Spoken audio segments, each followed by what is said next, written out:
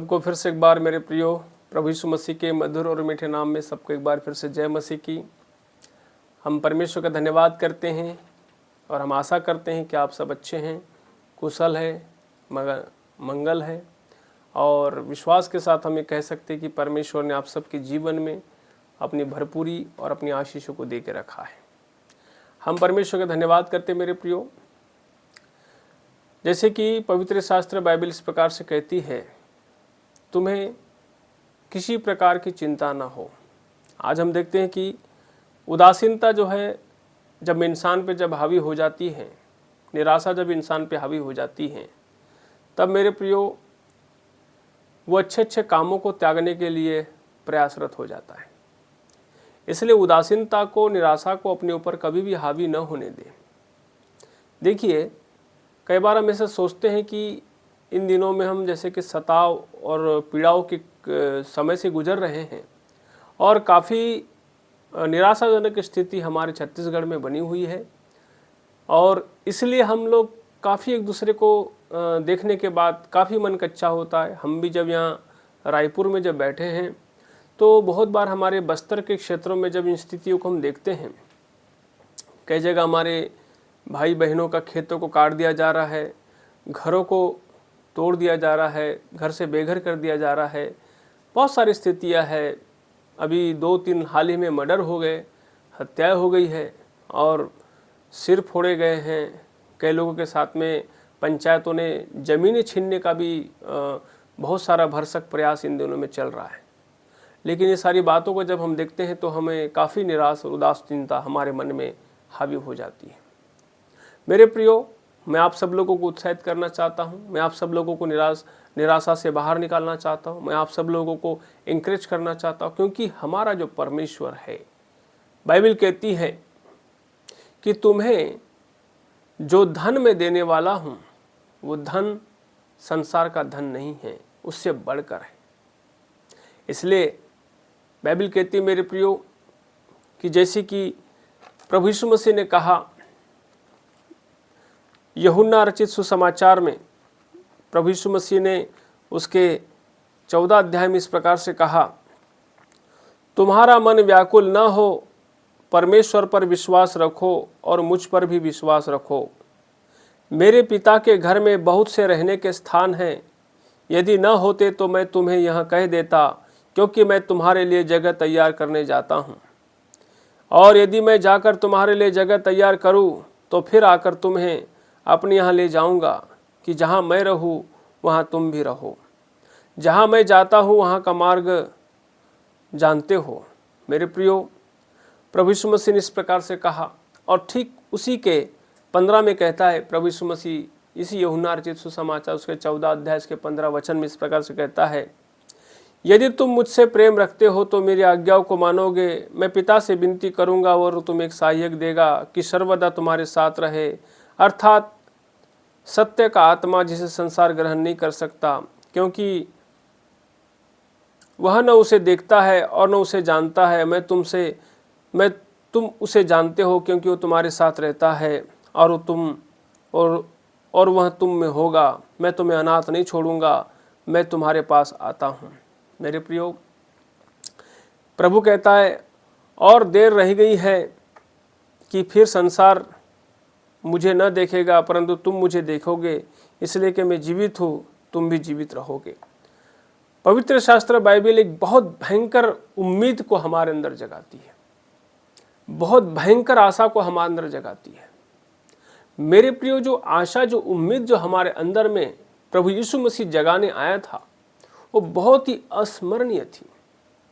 उस ऐसी अस्मरणीय बातों को प्रभु यीशु मसीह हमारे अंदर में जगाने के लिए इस पृथ्वी पर आया स्वर्ग से, कि मैं तुम्हें एक इससे स्थान देने जा रहा हूं, मैं तुम्हें एक ऐसी जगह लेके जाने जा रहा हूं, तुम इससे तुम्हारा मन भयभीत और व्याकुल और डरे नहीं बिल्कुल कि संसार में आपके साथ क्या हो रहा है।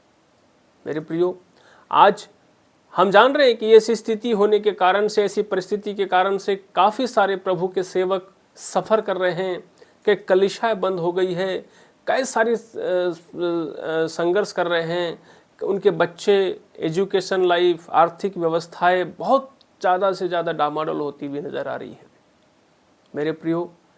परंतु हमें अपने मन को कच्चा नहीं होने देना है, अपने मन को निराशाजनक स्थिति में लाने नहीं देना है। आप हर समय उत्साहित रहिए कि एक ऐसी संपत्ति परमेश्वर आपको और मेरे को देने के लिए तैयार है, ऐसे स्थान परमेश्वर आपको और मेरे को देने को तैयार है जिसके लिए दुनिया का धन, दुनिया का संपत्ति, दुनिया का पैसा जो है कम पड़ जाएगा। मेरे प्रियो, प्रभु यीशु मसीह ने हमें क्या किया मालूम है? हमें बहुत सुंदर बातों को बताया।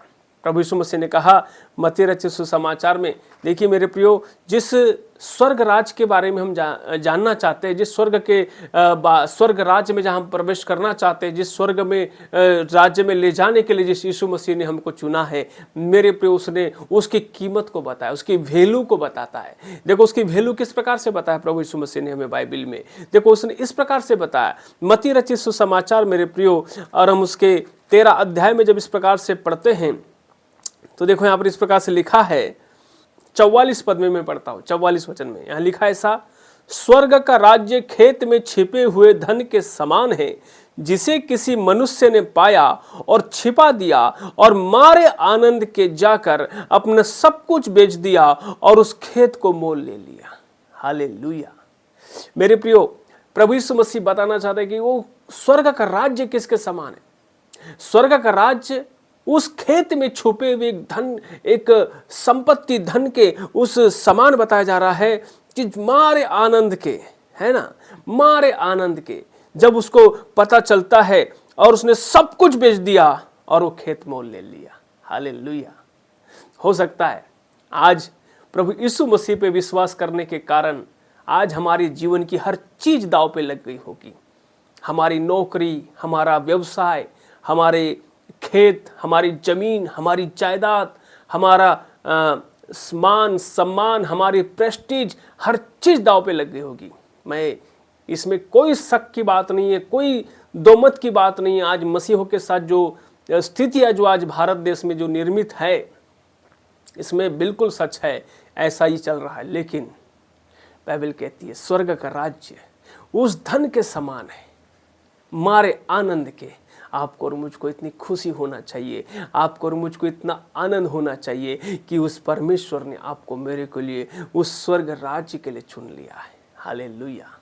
मेरे प्रियो, क्योंकि प्रभु यीशु मसीह आपको और मुझको स्वर्ग की वैल्यू दिखाना चाहता है। जब स्वर्ग को आप देखना चाहेंगे, जब स्वर्ग की कीमत को समझने की कोशिश करेंगे, स्वर्ग में जब मेरे प्रियो हम जाने के लिए उत्साहित हो जाएंगे, इंकरेज करेंगे खुद को, एक दूसरे को। देखो आपके आसपास में कोई उदास हताश है, उसे उत्साहित करो, उसे निराश होने मत दो, उसको जगा के रखिए। ये देखो भाई, इसको जाने दो, यहाँ जो हो रहा है होने दो। हमारा यीशु मसीह एक दिन आ रहा है, वो हमें लेके जाएगा और हमें ऐसे स्थान देगा, ऐसी जगह देगा, ऐसा धन हमको देगा परमेश्वर, जो सच में कभी समाप्त नहीं होगा, जिसके सामने ना कीड़ा जाएगा, ना काई जाएगी, ना कोई उसे बर्बाद नहीं कर सकेगा।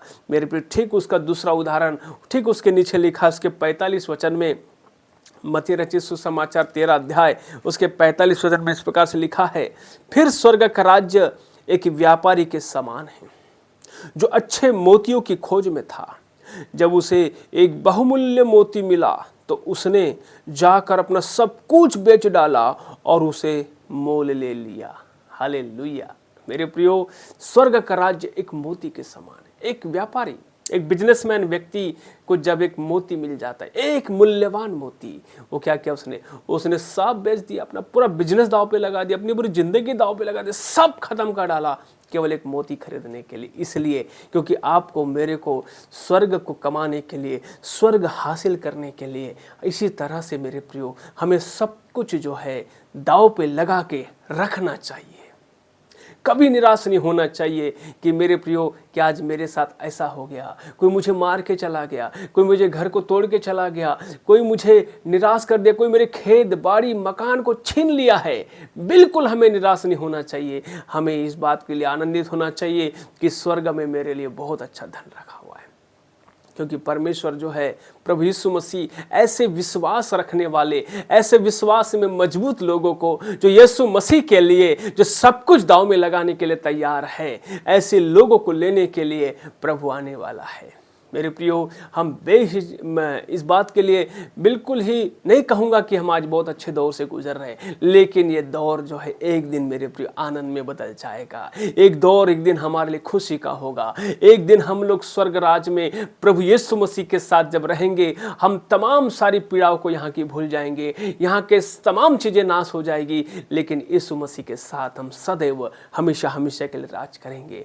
ठीक उसके नीचे एक उदाहरण प्रभु यीशु मसीह ने और दिया है 47 वचन में। ये मत्ती रचित सुसमाचार 13 अध्याय के 47 वचन में इस प्रकार से लिखा है, फिर स्वर्ग का राज्य उस बड़े जाल के समान है जो समुद्र में डाला गया और हर प्रकार की मछलियों को समेट लाया, और जब जाल भर गया तो मछुए उसको किनारे पर खींच लाए और बैठकर अच्छी अच्छी तो बर्तनों में इकट्ठी की और निकम्मी फेंक दी गई। जगत के अंत में ऐसा ही होगा। स्वर्गदूत आकर दुष्टों को धर्मियों से अलग करेंगे और उन्हें आग के कुंड में डालेंगे, जहां रोना और दांतों का पिसना होगा। हालेलुया। मेरे प्रियो, आपको लग रहा होगा कि कुछ लोग संसार में बहुत आनंद है, बहुत खुशी के साथ जी रहे हैं, बहुत अच्छे से जी रहे हैं, लेकिन आप अपने आप को बड़ा दुखी महसूस कर रहे हैं, आप अपने आप को बड़ा मायूस महसूस कर रहे होंगे। लेकिन मैं बताना चाहता हूँ आपको, आपके लिए स्वर्ग में बहुत अच्छा धन रखा है, आपके लिए स्वर्ग में बहुत अच्छी स्थान रखी हुई है। मेरे प्रिय, समुद्र की जैसे मछलियों को पकड़ के लाया गया, उसमें से अच्छी अच्छी मछली को रखा गया, बाकी मछली को फेंक दिया गया। मतलब परमेश्वर कहता है वचन में, मेरे प्रियो, अपने धर्म के कामों को मत छोड़िए, अपने विश्वास को कमजोर होने मत दीजिए, अपनी प्रार्थनाओं को बंद होने मत दीजिए, अपने परमेश्वर की आराधना को बंद मत करिए, चाहे कुछ भी हो जाए। आप उस अच्छी मछली के समान हैं जो आपके लिए स्वर्ग का उदय होने वाला है। जो लोग आज संसार का आनंद ले रहे हैं, जो लोग आज संसार की खुशियों के लिए अपने प्रभु यीशु मसीह को त्यागना या प्रभु यीशु मसीह के लोगों को मारना पीटना जो भी कर रहे हैं, एक दिन उनके लिए बड़ा बुरा दिन होगा मेरे प्रियो। लेकिन हमें उनके लिए भी प्रार्थना करना चाहिए। इसलिए बाइबल कहती है कि हम हर समय जो है प्रभु में आनंदित रहे, उसमें खुश रहे, उसमें मगन रहे। हम किसी प्रकार की भी चिंताओं के साथ जीवन न बिताए। ज्यादा से ज्यादा क्या होगा, यीशु मसीह बोला ना, ज्यादा से ज्यादा क्या होगा, हैं जो तुम्हें मारते हैं, पीटते हैं, घात करते हैं, जो तुम्हें, उनसे मत डरो, पर उससे डरो जिसको परमेश्वर, जिसको स्वर्ग और नरक का अधिकार है, वो यीशु मसीह के पास है मेरे प्रियो। इसलिए आपको और मुझको जो है हर समय तैयार रहने की आवश्यकता है। कभी भी हम अपने आप को उदास न होने दे, आप निराश न होने दे। आप हम सब के लिए भी प्रार्थना करें।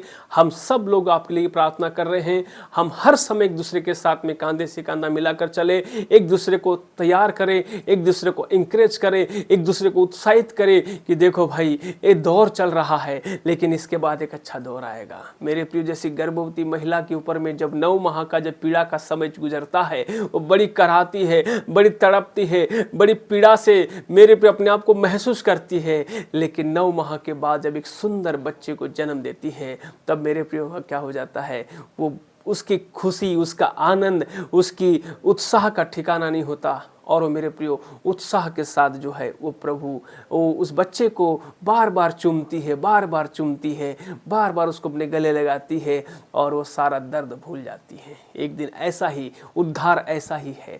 एक दिन जब यीशु मसीह बादलों में आएंगे, वो हमें अपने साथ ले जाएंगे। एक दिन जिस दिन वो अपने साथ रखेंगे, उस दिन हम सारा दुख भूल जाएंगे, सारा कष्ट हमारा भूल जाएंगे, सारी परेशानी को हम लोग भूल जाएंगे। उस दिन हमारे आनंद के प्रभु यीशु मसीह के साथ स्वर्ग में जो है मेरे प्रियो हम उत्साह मनाएंगे, भोज करेंगे, एक साथ बैठेंगे, और हम प्रकार की हर समस्या को भूल जाएंगे। वैसे भी जिन चीज़ों को लेकर ये लोग हमें तरस और परेशान कर रहे हैं, एक दिन हमें वो चीज़ें वैसे भी छोड़ के जानी हैं। इसलिए क्यों न हम प्रभु यीशु मसीह के लिए उनको दाव में लगाकर अपना मसीह में आनंद और उत्साह से भरा हुआ जीवन जिए, और एक दूसरे को हम उत्साहित करें, एक दूसरे को इंकरेज करें कि नहीं मेरे प्रियो, चाहे कुछ भी हो जाए, हम प्रभु में हमें बने रहने की आवश्यकता है। इसलिए मेरे प्रियो, मैं समझता हूँ कि आप इस वचन के द्वारा उत्साहित होंगे, और मैं विश्वास और मैं आशा करता हूँ कि आप अपने आप को और तैयार करिए, इंकरेज करिए, ताकि आने वाले दिनों में हम एक दूसरे के साथ और अच्छे से मेल मिलाप और भाईचारे की प्रीति रखकर परमेश्वर की महिमा कर सके।